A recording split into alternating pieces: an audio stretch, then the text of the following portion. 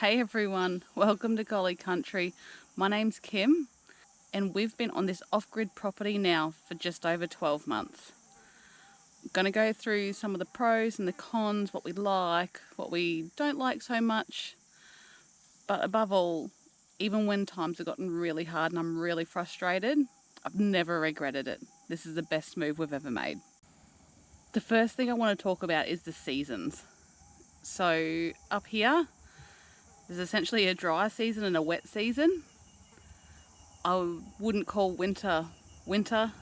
I think the coldest it got was down to like 9 degrees Celsius, which that's like at the very lowest.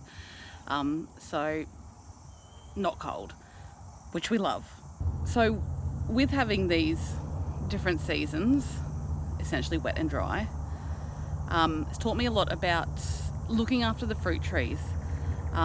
Summer, don't have to touch them, they're fine. I mean, we've got to fertilise, weed. If you can see out there, the grass and the weeds have just gone gangbusters with all this rain. I just can't keep up with the weeds. It's craziness. I know I was whinging about waiting for the wet season in like a video or two ago, which shows you just how long it's been since I've posted a video. But you know, life happens. But mate, wet season hit with a vengeance. I reckon we've had 1,000 mils easy in like a month and a half, 2 months at the most. It has hit hard, and everything that we don't want growing, such as grass and weeds, is growing like crazy, which means that we're just mowing like crazy and behind the 8 ball on weeding the gardens and weeding around the fruit trees and all those types of things. So in winter, during our dry season, I definitely didn't water enough. I was trying to conserve water, but at the same time I probably didn't water some of our needier fruit trees enough, like the lychees and the avocados and the mango. Probably could have done with a bit more water. Citrus is fine, they'll live. The mulberries, mate, you cannot kill those trees. They're all fine. But this winter, I'll definitely be putting more effort into watering some of our fruit trees. As for the annuals, summer is nearly off limits. Like, summer is going to be the rest period because it is too hot, it is too humid, the pest pressure is just too high during summer. The only thing I have grown is chilies and capsicums. They've done amazing, but they love the heat. They're also under shade cloth, which I think has helped a lot. But look at all these chilies. These are serranos. Heaps of ripe ones. I only picked, you know, half a kilo 2 days ago. So yeah, I'm gonna have to find some more things that actually grow in this weather, because right now it's chilies and capsicums and you can't live off that. Something else I'm growing this summer, come down through my chili patch. Look at these chilies. All these plants are just loaded. I don't even know what I'm going to do with it all. Oh, look at these sunstrike chilies. Gorgeous. All of the volunteer zinnias are doing amazing, better than the originals. Look at this pretty thing. I love zinnias. They are truly one of my favourite flowers. So, rabbit hole, but what I actually came down here to show you is loofahs. The loofahs are doing amazing. So I think there's 4 plants. I do believe this one got whippersnipped.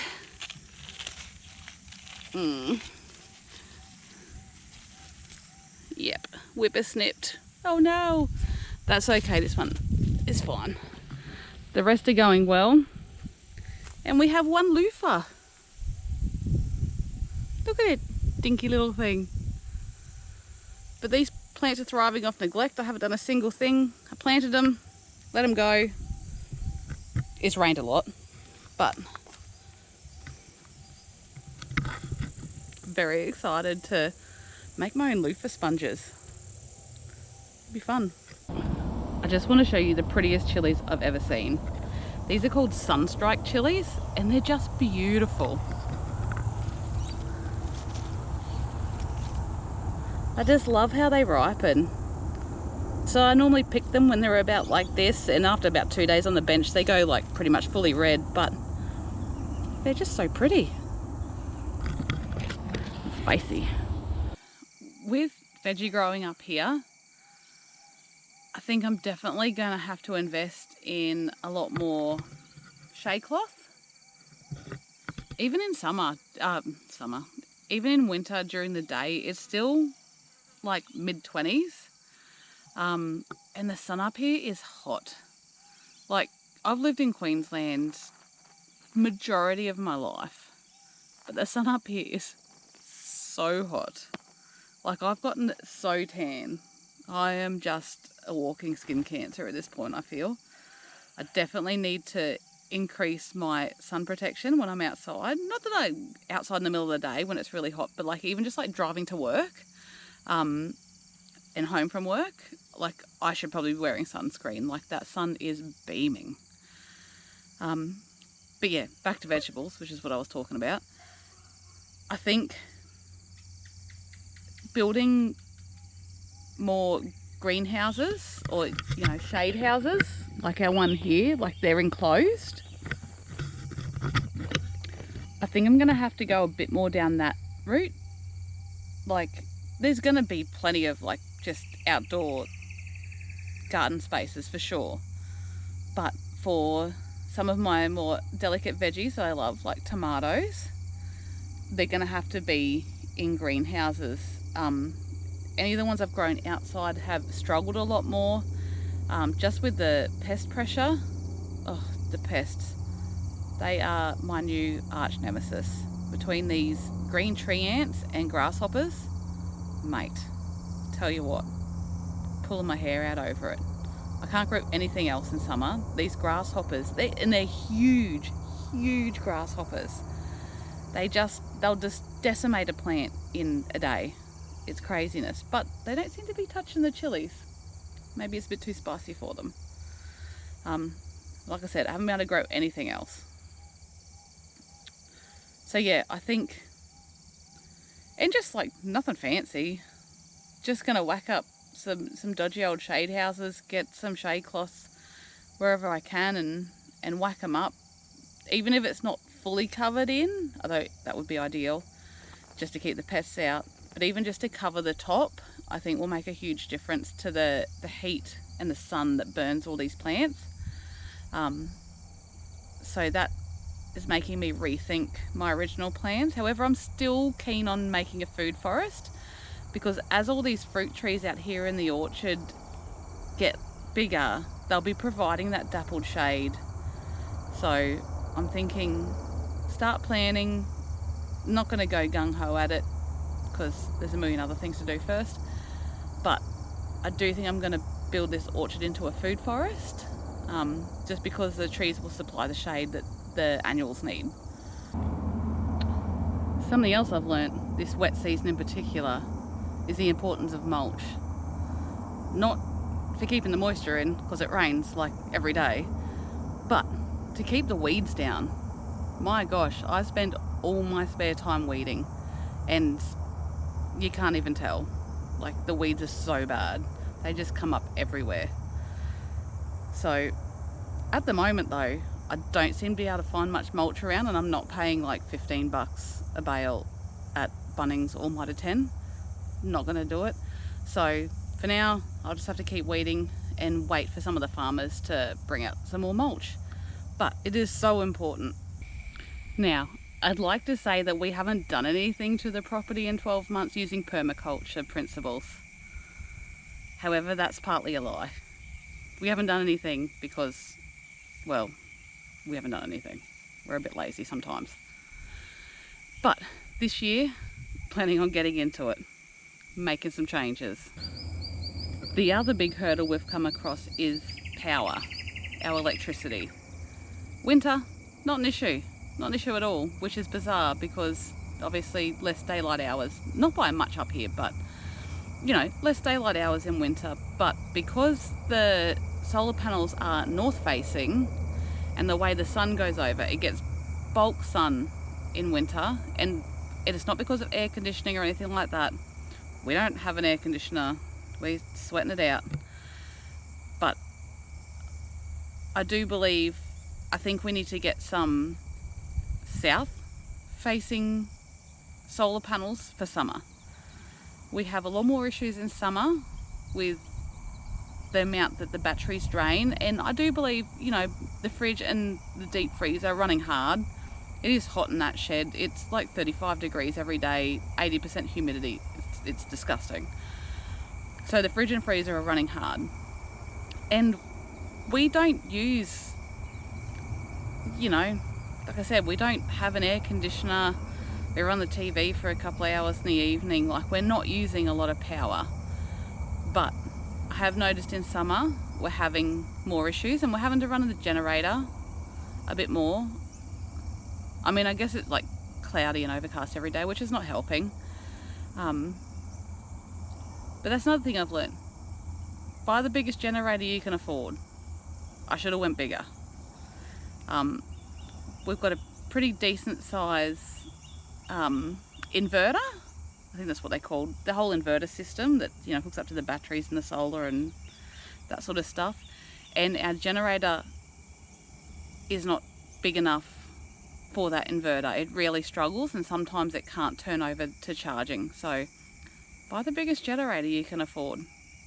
That's something else on the list this year. Much larger generator.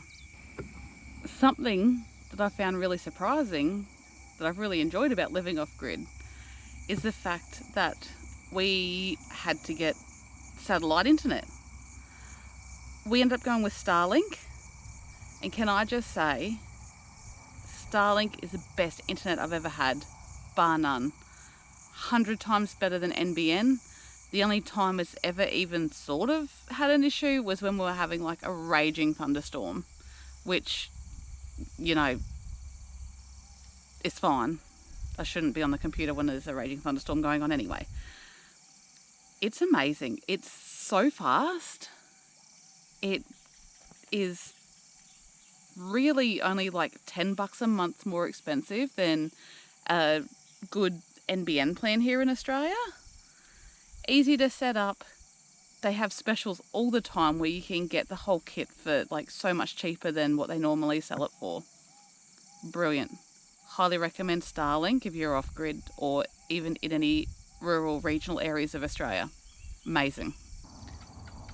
And one of the other things I want to chat about, when you move to an area with a small population like the one that I'm in, like we're in the middle of nowhere, there's no shops, there's no nothing.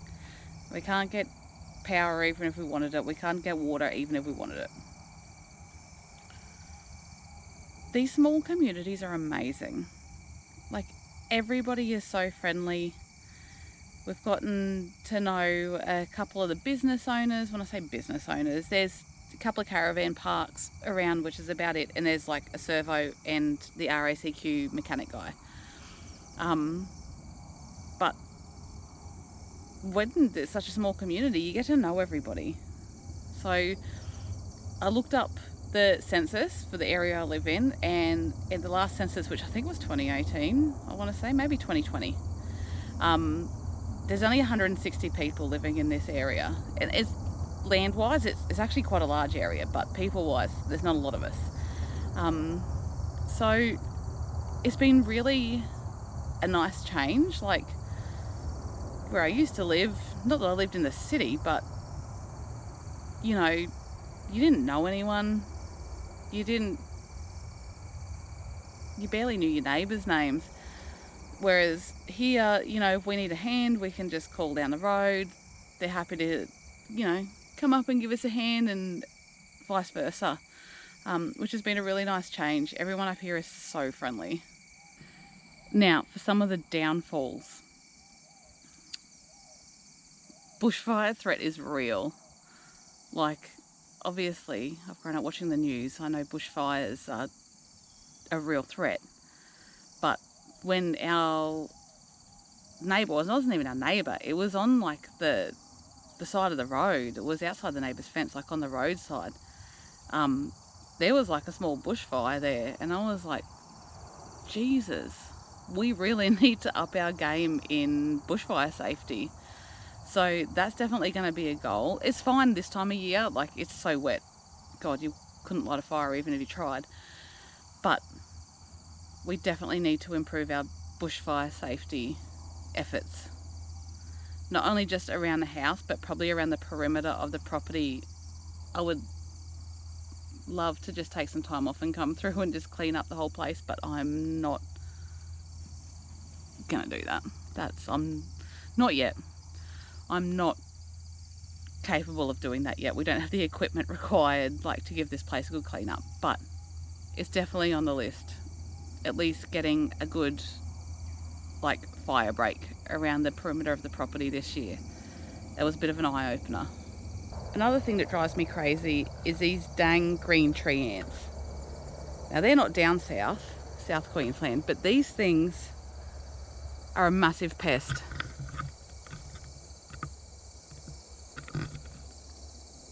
Look at them. And these ants are everywhere.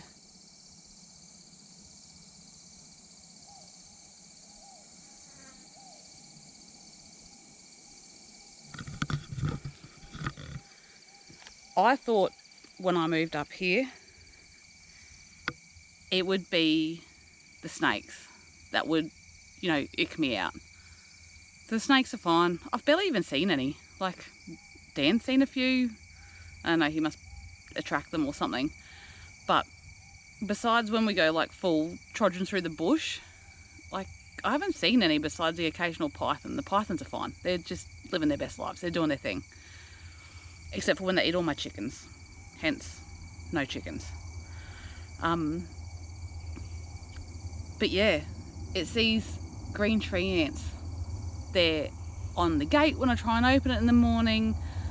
Anytime I do gardening, I'm getting bitten by them. I'm mucking around the fruit trees, I'm getting bitten by these ants, and they are a problem. I've looked into it, I've done some research. They are actually a bit of an issue. Their population is just like overtaken now. So I'm going to look into how I can not eradicate, but control the population a little bit around here, even if it's just like around the orchard and in my fruit trees and stuff. Obviously I got buckleys of dealing with anything out in the bush, but just if I can control them in my yard a little bit, it will definitely improve my quality of life. That and the grasshoppers, although I have no idea how to get rid of grasshoppers because these things are in plague proportions. I'm talking like biblical. It's crazy. They can destroy a fig tree in a night. The fig trees are actually doing a little bit better this year, but I just got a jackfruit tree from a mate of mine for our Secret Santa gift, which was really lovely of her. And the little bastards have just eaten all the leaves off it already. Like, I've only had it 2 weeks. Insane. Grasshoppers. Ugh. So, with everything I've learnt, living off-grid for 12 months, if anyone's thinking about it, I say just jump in. I've not regretted it for a second, even though sometimes it's so hard. You don't have power or you're running low on water, and when you really do live in the middle of nowhere, like, it would cost a fortune to get water shipped here. Like, I'd probably just shower at work, to be honest. But just do it. I mean, what's the worst that can happen? You sell up and you move back. Like, it's definitely a change of life, and I'm really really loving it. So for the next 12 months, hopefully we can actually make some changes around here. 1, get a bore dug, and 2, extend these gardens. Like, I need 100 times the garden space that I've got now to really have a good crack at it. Which, you know, finances do hold you back a little bit, because it's not nothing to start a garden, especially with all these weeds around and all the grass growing at a phenomenal rate. But that's going to be the plan. Get a bore, start a million more gardens. Yeah. And improve my fruit tree horticulture skills. That too. Oh, no collie country videos complete without some collies. Hello, my darlings. Hey, Crazy G. Oh, Gracie girls. She's turning into a real sweet pup, this one. Yes, you are. Even though you're still crazy. Yes. Gilly. Oh, you're so handsome. You're so handsome. Oh, thanks, Gracie. Yes. And Buzz. Oh, this is one of the pups we bred. He's still available. He's still looking for his home, but my gosh, he's just a handsome little boy. Chester. Chester pup. Hey, Chesty. Chester. Hello, handsome.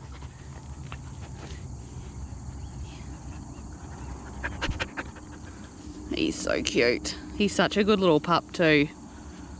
He definitely got the best of Bonnie and Gilly. Oh, snails. Snails just don't happen where I used to live. It's not hot enough. And I got no chickens. So they just get yeeted. At least they're away from my gardens a bit. Oh, he's so handsome. He's so clever. You're such a clever little pup. Hey? You got big old ears, though. Yeah, you got big old ears. No, we're not keeping him, as sweet as he is. So, that's been our experience for the last 12 months. So from me and the collies, until next time, bye.